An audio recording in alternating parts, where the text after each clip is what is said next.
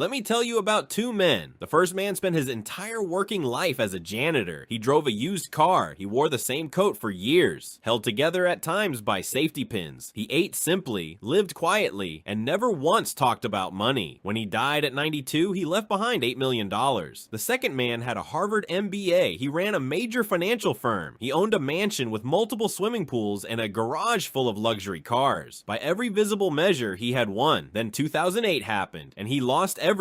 Bankruptcy, foreclosure, gone. Same country, same economy, same basic rules, completely different outcomes. The question that should keep you up at night is this: what did the janitor understand that the Harvard banker didn't? Today we're going to find out. 5 lessons on wealth. Not on making money, but on thinking about it correctly, because that's where it actually starts. Lesson 1. Luck and risk are real, and most of us refuse to admit it. We love the story of the self-made person, the one who built everything from nothing through pure grit and intelligence. It's a great story. It's also incomplete. Think about this. One of the most successful entrepreneurs in history got his decisive advantage because, at age 13, he happened to attend one of the only schools in the country that had a computer terminal. Not because he was smarter than everyone else, because he was in the right place. That's not cynicism, that's honesty. Now flip it. A trader in the 1920s built one of the greatest fortunes of his era. He was brilliant, his market calls were extraordinary, and then, over the following years, he gave it all back and died with nothing. Same intelligence, different timing, different outcome. Here's what this means for you practically. Stop giving yourself 100% of the credit when things go well, and stop giving yourself 100% of the blame when things go wrong. Both of those instincts will destroy your judgment. When you succeed, stay humble enough to know that some of it was timing. When you fail, stay honest enough to know that some of it was within your control. The goal is not to eliminate luck or risk. That's impossible. The goal is to build a system that survives both, so that you stay in the game long enough for the odds to work in your favor. Staying in the game. Remember that phrase. We'll come back to it. Lesson 2. Getting rich and staying rich are not the same skill, and confusing them is one of the most expensive mistakes you can make. Getting rich requires optimism, boldness, the willingness to take asymmetric risks, to bet big when the opportunity is real, to go all in at the right moment. Staying rich requires almost the opposite: patience, caution, a genuine respect for how fast things can fall apart. Here's the brutal proof. One of the most famous boxers in history earned over $400 million during his career. He filed for bankruptcy. One of the most celebrated crypto founders built a $26 billion empire. He's in prison. Now consider the opposite approach. The most successful investor of all time did not get there through brilliant, flashy bets. He got there by making reasonable decisions consistently for 70 years, and by never doing the one catastrophic thing that would have ended the run. His secret is not a strategy, it's survival. The first rule of compounding is that you must never interrupt it unnecessarily. Not for a great opportunity, not for a hot tip, not because you got greedy. The person who holds on longest, who avoids the one irreversible mistake, almost always wins. Stop trying to maximize returns. Start trying to maximize survival. The math will do the rest. Lesson 3. Real wealth is invisible. And this is the one that most people never figure out. When a Ferrari pulls up next to you, what do you think? That person is rich. But here's what you actually know. That person spent a lot of money. That's it. That's all you know. The Ferrari is visible. The bank account is not. Wealth is not what you spend. Wealth is what you don't spend. It's the money you chose not to convert into something visible. It's the investment account nobody sees, the index fund that nobody talks about at dinner. The janitor with $8 million understood this intuitively. His wealth was invisible, and that's exactly why it grew. Here's a number that should change how you see American finances. Nearly 70% of people who earn 6-figure incomes live paycheck to paycheck. 6 figures, and still nothing left at the end of the month. Why? Because they confused income with wealth. They earned more and spent more.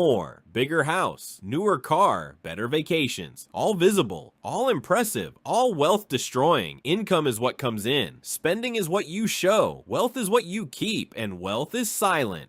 The people who are genuinely financially free are not the ones who look rich. They're the ones who are quietly buying their time back, dollar by dollar, month by month, while everyone else is buying things that go down in value the moment they leave the store. Lesson 4. Enough is the most powerful word in personal finance, and most people never define it. Here's a pattern that researchers have documented repeatedly. Regardless of income level, most people believe they would feel financially secure if they earned roughly 2 to 3 times what they currently make. Someone making $50,000 thinks $120,000 would do it. Someone making $200,000 thinks $500,000 would do it. Someone making $2 million thinks $10 million would do it. The goalpost never stops moving, and when goalposts never stop moving, you will run forever and never feel like you've arrived. This is not a hypothetical. The head of one of the most prestigious consulting firms in the world, a man worth over $100 million, wanted more. He took illegal shortcuts to get it. He lost his reputation, his freedom, and everything he'd built. He had everything, and he didn't know what enough looked like. There's a concept I call the man in the car paradox. When you drive an expensive car, you think people are admiring you. They're not. They're admiring the car and imagining themselves in it. Nobody is thinking about you. We spend money to impress people who aren't paying attention, to buy status that evaporates the moment the next person gets something better. Define your enough. Write it down. Put a number on it. Because a goal without a finish line is just endless running. When you hit enough, stop, protect it, enjoy it. That is not settling, that is winning. Lesson 5, and this is the one that changes everything. The real purpose of money is not things, it's not status, it's not even security in the traditional sense. It's time. Specifically, the ability to decide how you spend your time without asking anyone's permission. The ability to say, I don't want to work this weekend. The ability to say, I'm going to take this month off. The ability to say, this job isn't right for me anymore, and actually be able to leave. That is what money is actually for. Not the car, not the house, not the watch. The freedom to control your own calendar.